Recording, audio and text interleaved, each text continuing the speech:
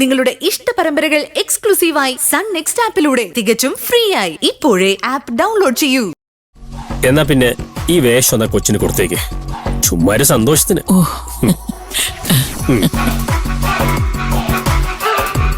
ആ കാഴ്ച ഒന്ന് എനിക്ക് ഒറ്റയ്ക്ക് കാണണം. മാലാഖ മാലാഖ.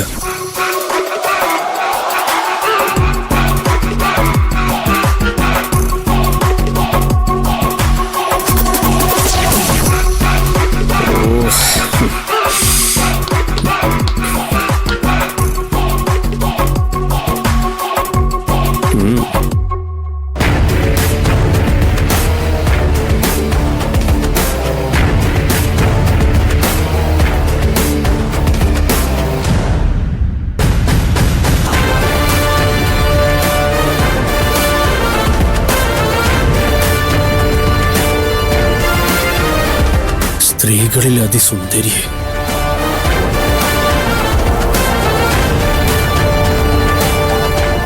നീ അറിയുന്നില്ലെങ്കിൽ ആടുകളുടെ കാൽച്ചുവട് തുടർന്ന് ചെന്ന് ഇടയന്മാരുടെ കൂടാരങ്ങളുടെ അരികെ നിന്റെ കുഞ്ഞാടുകളെ മേയ്ക്ക്.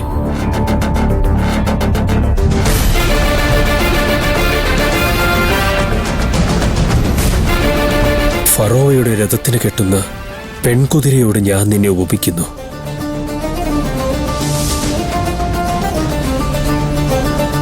നിന്റെ കവിൾത്തടങ്ങൾ രത്നാവലി കൊണ്ടും നിന്റെ കഴുത്ത് മുത്തുമാല കൊണ്ടും ശോഭിച്ചിരിക്കുന്നു. ഉത്തമഗീതം അധ്യായം 1 വചനം 8, 9, 10. കർത്താവേ,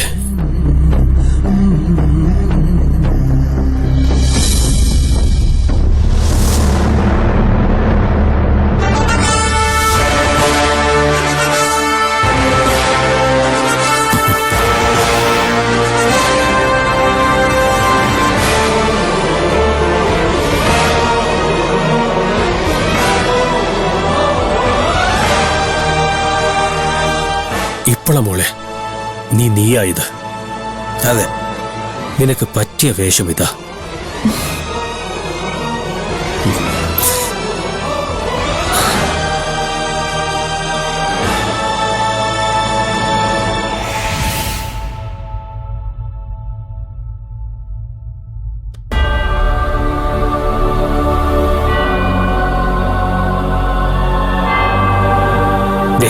ഇതും കൂടി പിടിക്കേ, എന്നാലേ ലുക്ക് കംപ്ലീറ്റ് ആവൂ.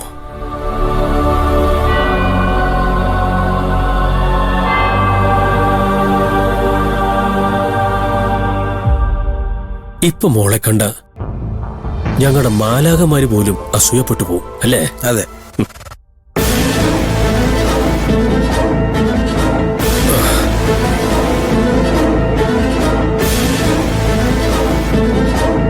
ആദിത്യ, നോക്ക് എങ്ങനെയുണ്ട്?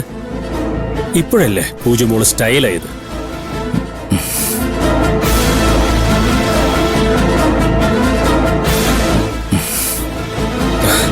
മോൾക്ക് ഇഷ്ടപ്പെട്ടെങ്കിൽ ഇത് സ്ഥിരം വേഷാക്കിക്കോ.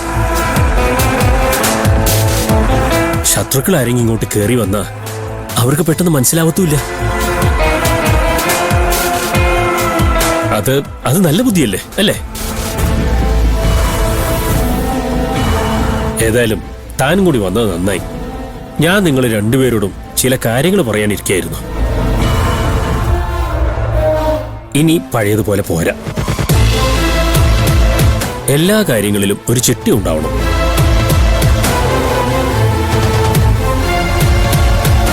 അത് നിങ്ങൾക്ക് വേണ്ടിയല്ല, പൂജമോളുടെ വയറ്റിൽ കിടക്കുന്ന കുഞ്ഞിന്റെ ആരോഗ്യത്തിന് വേണ്ടിയാ.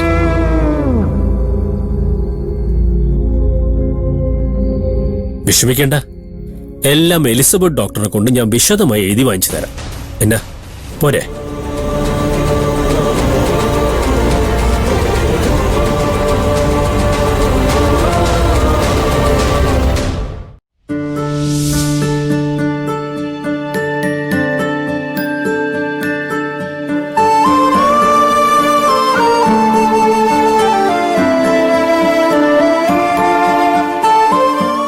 വന്ന് ഈ പെണ്ണിന് ഒരു കാര്യത്തിൽ ഒരു ശ്രദ്ധയില്ല. കണ്ടില്ലേ മുടിയൊക്കെ കിടക്കുന്നത്?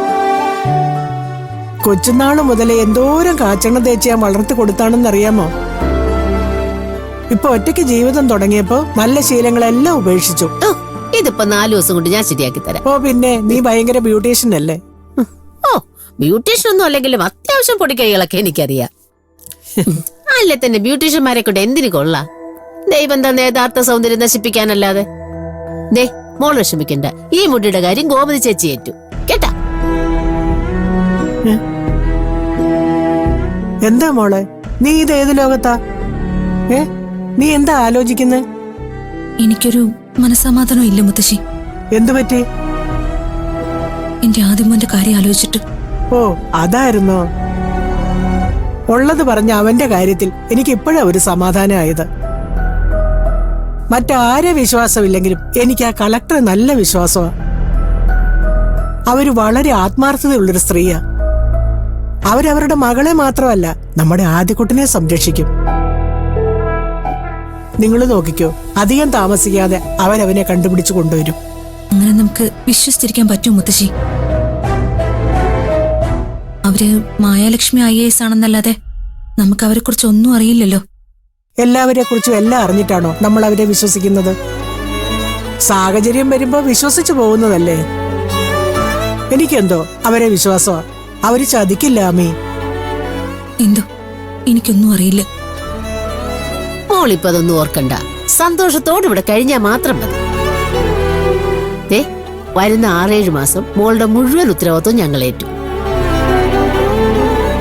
ദേ, ഒരു കാര്യം പറഞ്ഞേക്കാം. ഈ സമയത്ത് മനസ്സ് നൊന്താ അതിന്റെ കേടേ വയറ്റി കിടക്കുന്ന കുഞ്ഞിനാ.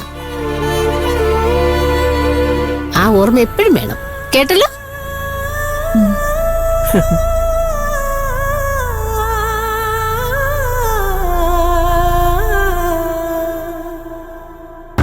അച്ചായോ, അച്ചായോ, അച്ചാ. എന്നാ പിടി? എന്നാണോ? പൂജമോൾ ഇതുവരെ ഒരുങ്ങിയില്ലയോ? അവൾ എവിടെ? എന്നതാ തന്റെ ഉദ്ദേശം? കംപ്ലീറ്റ് കുളവാക്കാൻ തന്നെ തീരുമാനിച്ചോ? അച്ഛാ എന്നാ വർത്താനീ പറയുന്നത്? പിന്നെ താൻ അവളെ എങ്ങോട്ട് കൊണ്ടുപോകാൻ പോവാ? അത് ശരി. അപ്പൊ എത്ര പെട്ടെന്ന് എല്ലാം അങ്ങ് മറന്ന്. എന്നാ മറന്നു എന്നാ നീ പറയുന്നേ? എന്റെ അച്ചായ, ഇന്നല്ലേ എന്റെ പൂജമോളെ ആശുപത്രി കൊണ്ടുപോകേണ്ടത്? ഫോണിൽ പറഞ്ഞൊന്നും അച്ചായന് ഓർമ്മയില്ലേ? ഓർമ്മയൊക്കെ ഉണ്ട്, പക്ഷെ അവൾ അതിന് സമ്മതിക്കുമോന്നുള്ളതാ. സമ്മതിച്ചില്ലെങ്കിൽ സമ്മതിപ്പിക്കണം. അതല്ലേ നമ്മുടെ കഴിവ്.